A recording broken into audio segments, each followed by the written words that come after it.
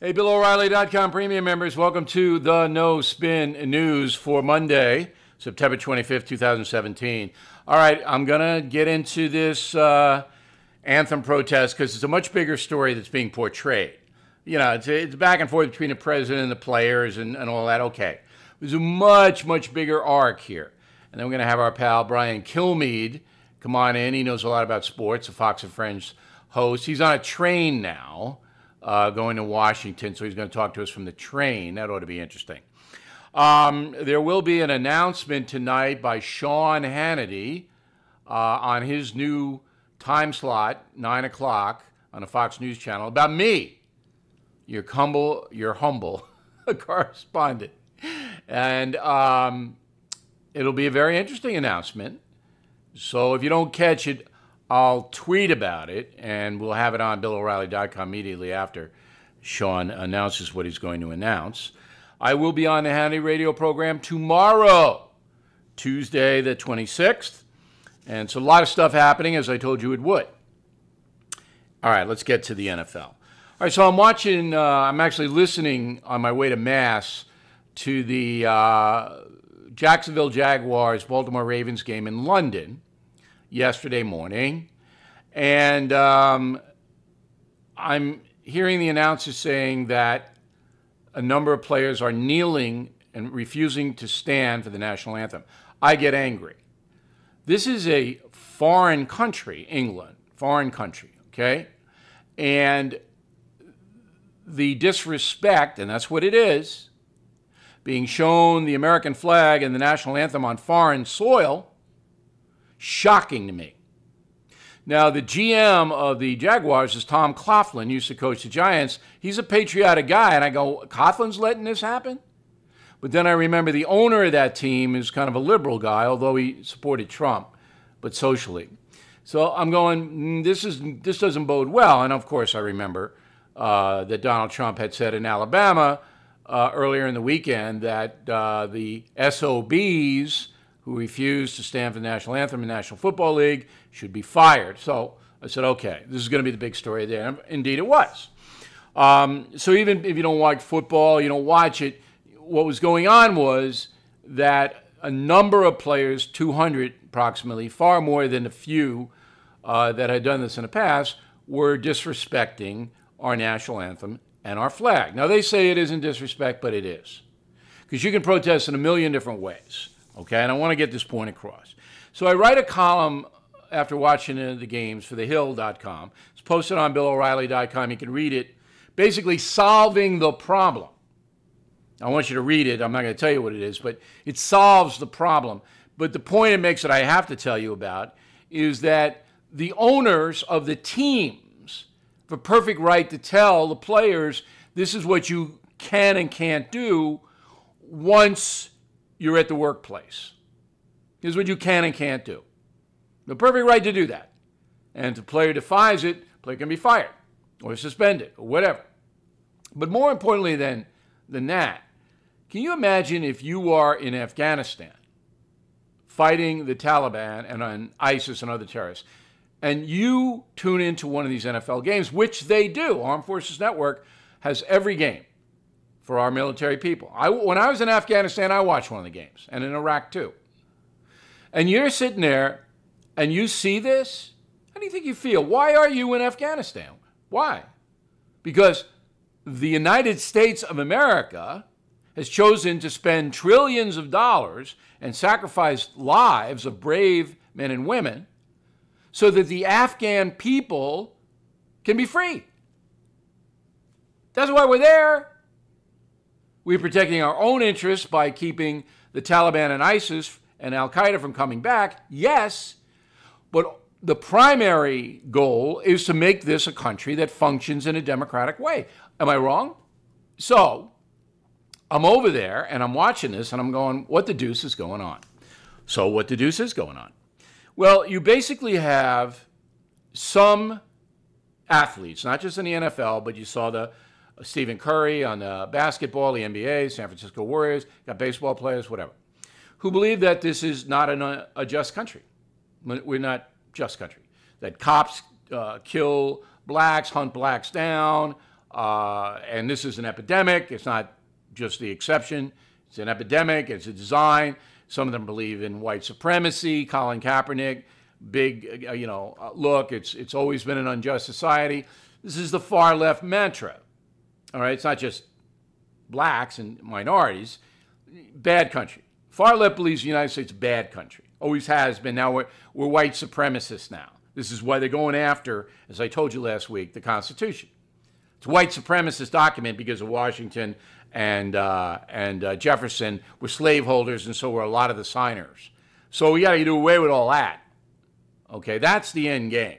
But the far left believes the United States of America is a bad country, whereas most of us believe it's a noble country. It's a big divide, and that divide is never going to be breached. Okay, big divide going to stay there. Some athletes buy in. Okay, they buy into it. Now, Bob Costas was on the CNN morning program, and he said, okay, Kaepernick doesn't like his country very much, believes it's an unjust place, but maybe he's not the guy to carry this torch, because Kaepernick doesn't know anything. He doesn't know. And I would submit to you that 80% of these NFL players have no idea.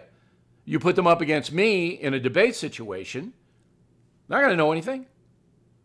If I say, look, did you read Killing England and find about Thomas Jefferson, Benjamin Franklin, George Washington, who they were as men in the totality of their lives? That in a million years they'd never read that book or listen to it. They don't care.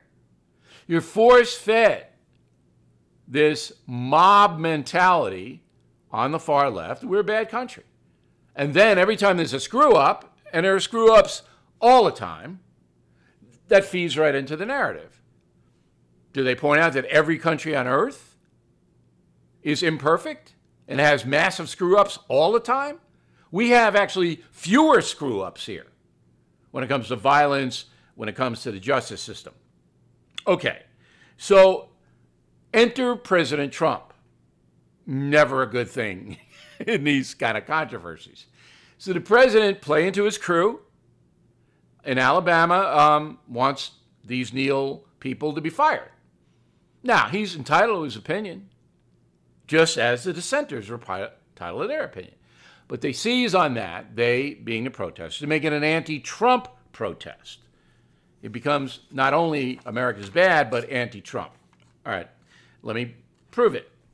LaShawn McCoy, running back of Buffalo Bills, who had a terrible game yesterday, he goes, you're supposed to lead this country. I can't stand and support something where our leader of the country is acting like a jerk. Then McCoy goes on to call President Trump an obscene name. Very good. Earl Wolf IV, NFL safety, says something really wrong with Trump. It's 2017 and this guy is a president. He's not my president. So then Earl basically saying, not my president, so I'm going to do what I want. If I want to disrespect the country, I'm going to do it. He's not my president.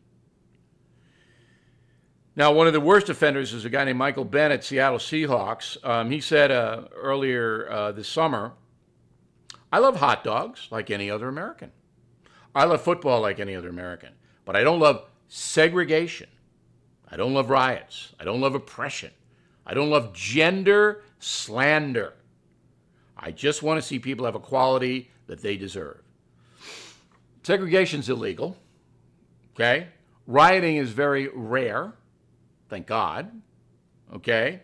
Gender slander, I guess there's gender slander in every country in the world, I would guess. I don't hear it very often, but maybe Michael Bennett travels in different precincts.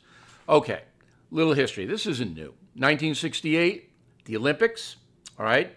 U.S. athletes Tommy Smith, John Carlos, track, won medals. They both stand at the podium to get their gold and bronze medals, and they do the Black Power salute with the black glove. It's pretty appalling. 1968. That was the last time this country was as divided as it is now. Jane Fonda. Love Jane, right? 1972. Goes to Hanoi, North Vietnam, in the middle of the war. Sits on a North Vietnamese anti-aircraft gun, delighting Ho Chi Minh. You couldn't have asked for a better photo op. Jane thinks the North Vietnamese are good. Good people. Okay? They slaughtered millions after they took over Vietnam. Jane Fonda. All right, so this goes on. And then you have the owners. Now, the owners, as I said, and by the way, Sunday Night Football, which is the big kahuna in watching, down 10% this year, going to be down about 15 to 20% after this. The owners, they can say, as Jerry Jones has to his team, Jerry Jones owns the Cowboys, Dallas Cowboys. You can't do this, all right? And if you do, then I'm going to have to deal with you. They have the right to do that. To me, if I'm an owner, I would do that, as I write in my column. But then I give you a solution. I would also give the players something else. So I'm not saying, look, I'm disrespecting your protest. I'm not, okay? I'd like you to come into my office and explain it to me so I know where you're coming from. That'd be interesting. All right. So all in all, you have chaos. But it hurts the country. Think the English, the British media didn't pick up on that? Think the hate Trump people all over Europe didn't pick up on that? They did. They did. All right, here in the United States now, the media is sympathetic, generally speaking, to the protesters. The protesters themselves are under no responsibility to explain their protest. No, they can just call names and say there's segregation. Michael Bennett, there is not segregation. It is illegal. Now, does it happen some places? Yeah, happens everywhere in the world. Not only African Americans, but every ethnic minority. All right, Kilmeade has been waiting. I can hear him. He's on the train going to D.C., do something for his upcoming book on Andrew Jackson. Where am I going wrong here, Kilmeade? Well, no, I mean, I think I could have had the same conversation with you a year ago, maybe more. And remember, this happened under President Obama. This didn't happen because President Trump became President Trump. This protest started with Colin Kaepernick last year, kind of took everybody by surprise.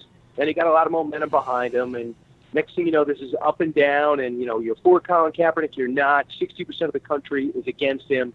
But the main issue, I think, was last week, Bill. I was surprised you didn't call me last Thursday, because last Wednesday, Tuesday or Wednesday, you saw a video for maybe the third time of youth football teams taking a knee during the national anthem because they didn't like the situation in St. Louis.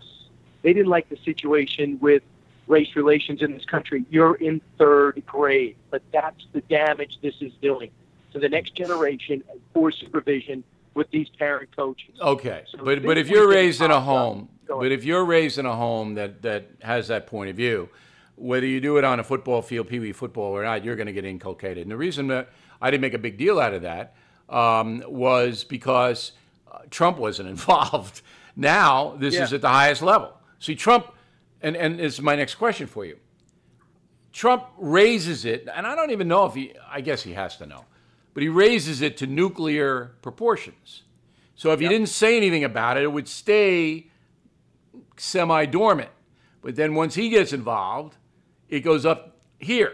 Now, maybe that's his plan. He wants to rally his base, mobilize people to support him as the pro-American president. What do you think?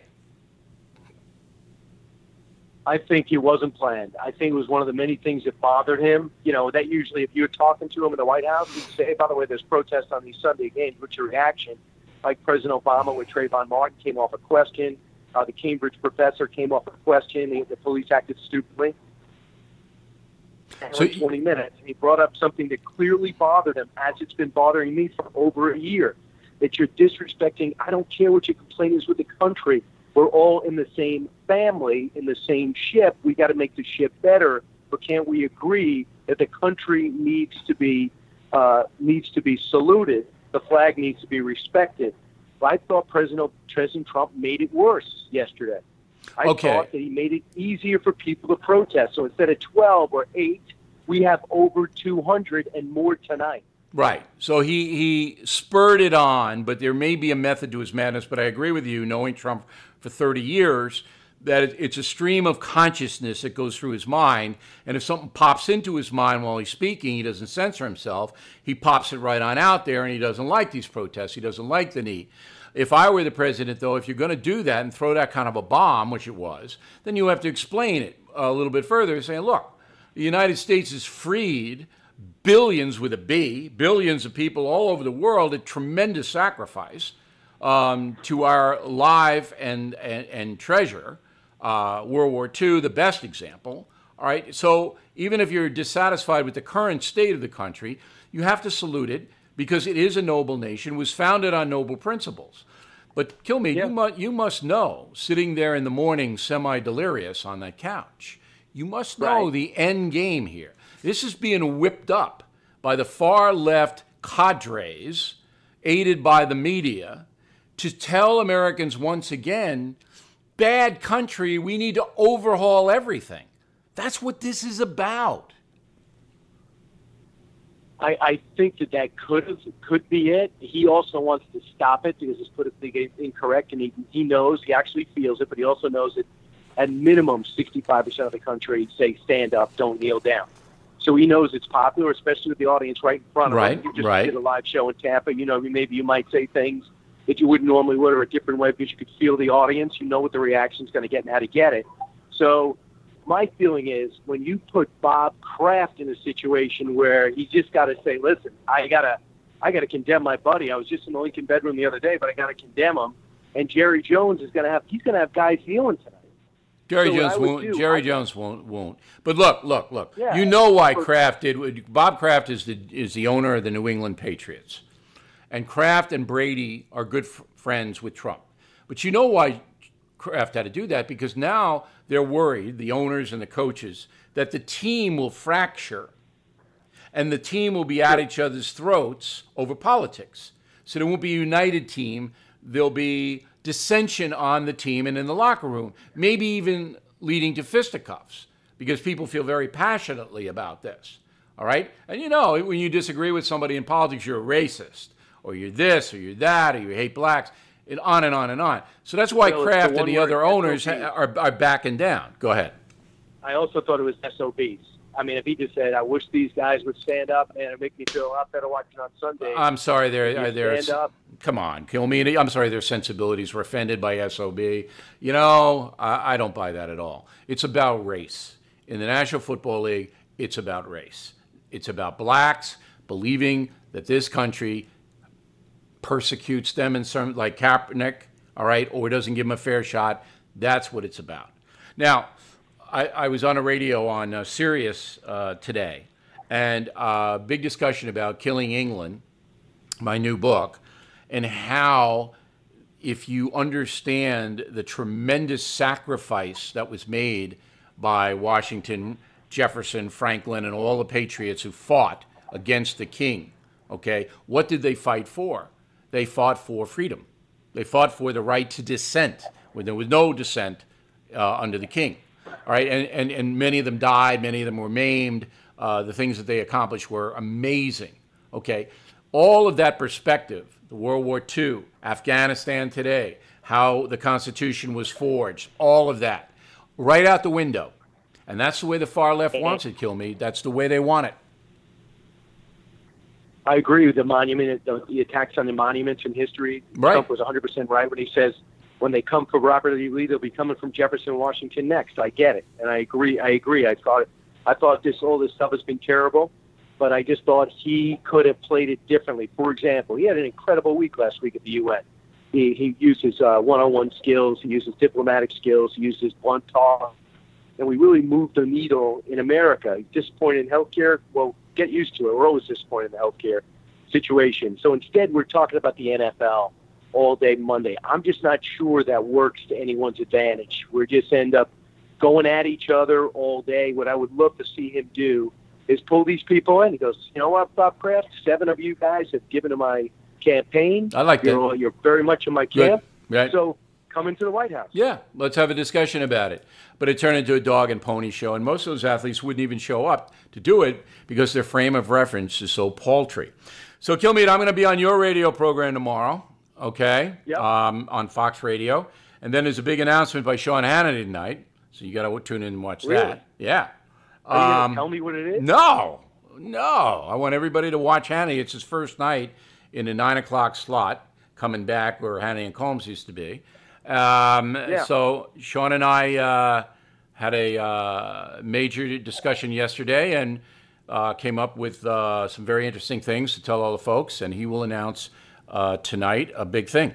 So you got to watch. How about that, huh? So I'll have news. I'll have news to analyze tomorrow. And also, I got to tell you, I'm halfway through your book. I'll get through it by the time we're done. It is excellent. Thank you. I love the way you started. You humanize Washington, and you let him see his growth rather than make him be the guy, this incredible general. You let him know he was a not so incredible colonel, perhaps. Yep. So I love the way it starts, and it gives you an idea of where we're headed. Yeah, and you miss me terribly over there at Fox Zona. Everybody does, right? Right. For one, I get to use a copier now. Every time I got near the copier, you used to tell me to back away. It's yours. So that's a little bit better. Everybody misses you then. Are you kidding? All right, Kilmeade. Thanks for taking the time. I know how busy you are and how successful you are, and we'll talk to you tomorrow. All right. Let's go on to other news of the days real quick. Donald Trump's tax plan. It's been leaked out, as always, Apparently, he's going to ask for 35% top personal income rate. It's going to drop from 7 to 3, so it'll be 35%. We don't know what the other two are. There seems to be some discrepancy on whether corporate rate will drop from 39.6 to 25 or 20. I predicted 20. I think that's what they'll start with, and then they might have to compromise up to 25. And we don't know about the deductions, but that's the tax thing. It's going to be unveiled this week, I believe. You will all know, and then the brawl will begin. Now, the president lost the brawl on the health care. McCain will not budge.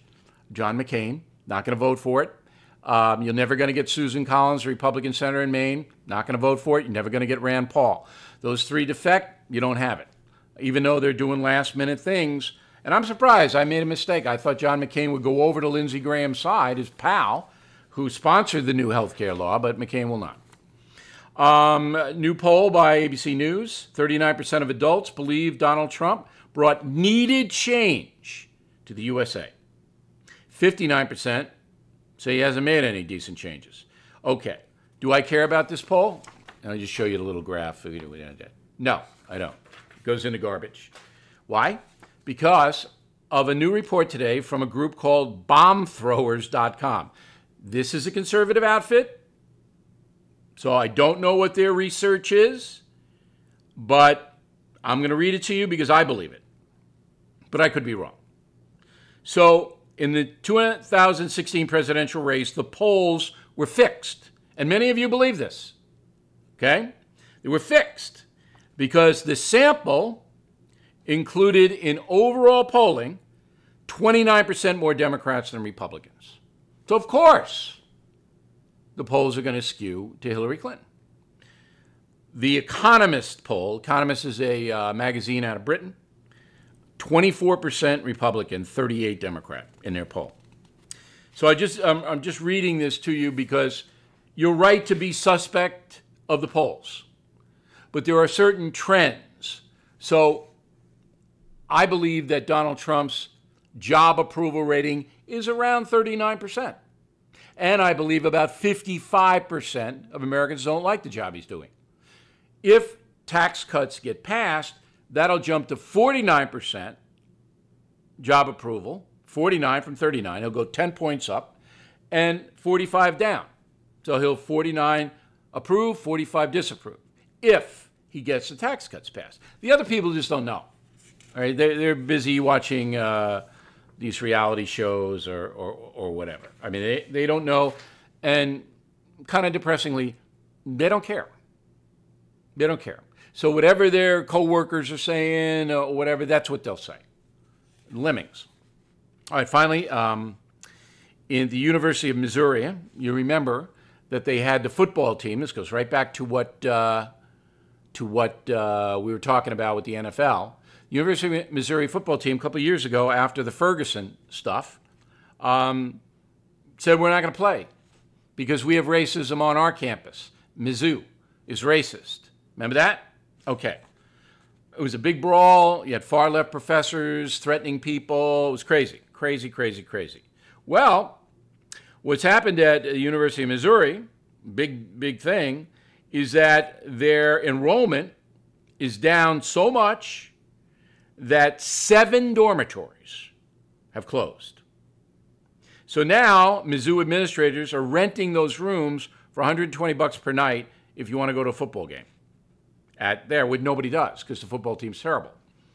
All right? So they've had a total loss of $5 million in the university.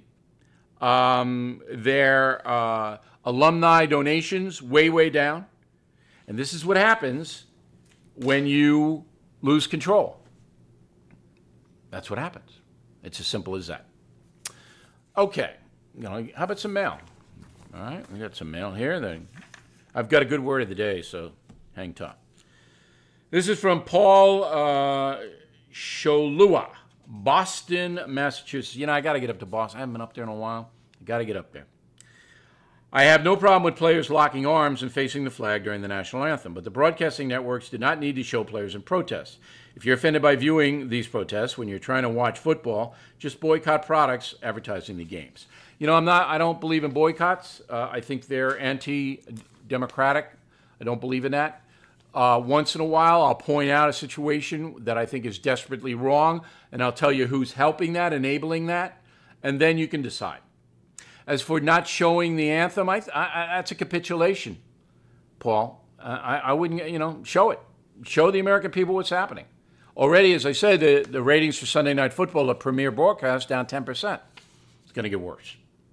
Joe Martillaro, New Windsor, New York.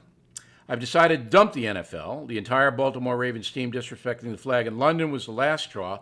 What a bunch of arrogant millionaires. I don't believe it was an entire team. John Harbaugh, the coach, a good guy. Baltimore got crunched. I was surprised by Tom Coughlin allowing Jacksonville to do that. George in Cookeville, Tennessee, on the message board says, I missed my first Tennessee Titans game. Won't be the last. The owner said that Trump's comments were divisive. So what does he call taking a knee during the anthem? Inclusive? Excellent point, George. Excellent point. And I do think the NFL will suffer because of all this. Robert Higgins, Gardnerville, Nevada. I've had it with these high-paid athletes. They have every right to protest human rights according to the First Amendment, but until they've worn the uniform of our country and put their life on the line in one way or another, they should find a different way to protest.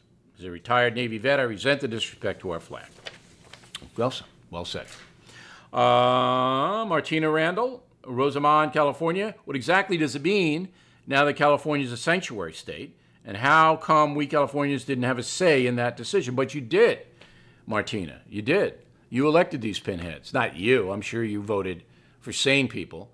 But your co-inhabitants of California, it's a lunatic asylum out there. So what it means is that California has been ordered by its governor, Jerry Brown, not to assist the federal government in immigration. And they're suing to stop the border wall. And that's what you got in Sacramento. That's what the people of California elected. Okay. Vic, Greensboro, North Carolina. Bill, be very interesting to know how many of Samantha Power's unmasking incidents were Trump people and other key Republicans. How many of the total were Democrats were unmasked? That would be very interesting to know. I don't know if we're ever going to know it, Vic, but we got to find out why Ambassador Power, not really involved with national security, unmasked 260 Americans. This is a big story. Big story. Will it get coverage of the NFL anthem? No. Noel Spanier, Auckland, New Zealand. History is more than significant social events and dates. The character personality of the major historical figures are documented and create a deeper understanding of their influence on the outcome of events. So, my review of Killing England is thus. Serious students of world history will enjoy the depth and holistic presentation. The reader cannot help but feel they have entered into an environment where the individual characters are real people with all the human strengths and weaknesses we all possess. Well, Dr. Noel is a PhD down there in New Zealand. I'm going to post your review of Killing England. It was so good. And that's what we want to do. We'll put the reader on the ground. You're with George Washington all the way. You know what's going on with the Patriots and in that very, very intense war. Nancy Burlett, Glastonbury, Connecticut. Nancy's a very loyal BillO'Reilly.com premium member. Bill, you and Miller really put on a great show Friday night in Baltimore. It was insightful, entertaining, and touching, too. Surprise for the night was so special when you presented a track chair to a wounded warrior while the audience stood and cheered. Can you remind us how to donate to your charities? Yes. We presented two track chairs over the weekend, one in Baltimore, one in Tampa, to severely wounded vets who got blown up in Afghanistan. Independencefund.org is the charity. More than 18,000 of these track chairs have been delivered, but we wanted to show our live audiences who come to see us, we want to introduce you to the two men who received the chairs, and they told their stories, and it was very emotional, Nancy, and I really appreciate you coming to the show and pointing it out. Jason Kobobel, Merritt Island, Florida. Hey, Bill, saw you in Tampa. You and Miller are hilarious. I brought my 15 and 18-year-olds. They also found you guys very funny. Trying to prepare them to deal with the liberal loons in the school system. Thanks for helping them see history with your killing books. Well, look, I'm glad you brought the urchins. They need to be prepared for what they're going to get when they go to college. Both Miller and I had a great time in Baltimore and Tampa. Crowds are fabulous, and we thank you all. So the word of the day, when writing to us at BillO'Reilly.com, do not be phlegmatic. Phlegmatic. It's PH if you want to look it up. Now, you want to reach me? It's Bill at BillO'Reilly.com, Bill at BillO'Reilly.com, or the message boards. And we have 2,300,000 Twitter followers at Bill O'Reilly. I'm going to tweet a little bit later about what's going to happen tomorrow. Tomorrow's a big day, and you're all going to be locked in, I hope. Thanks for being premium members, and we'll speak to you again tomorrow.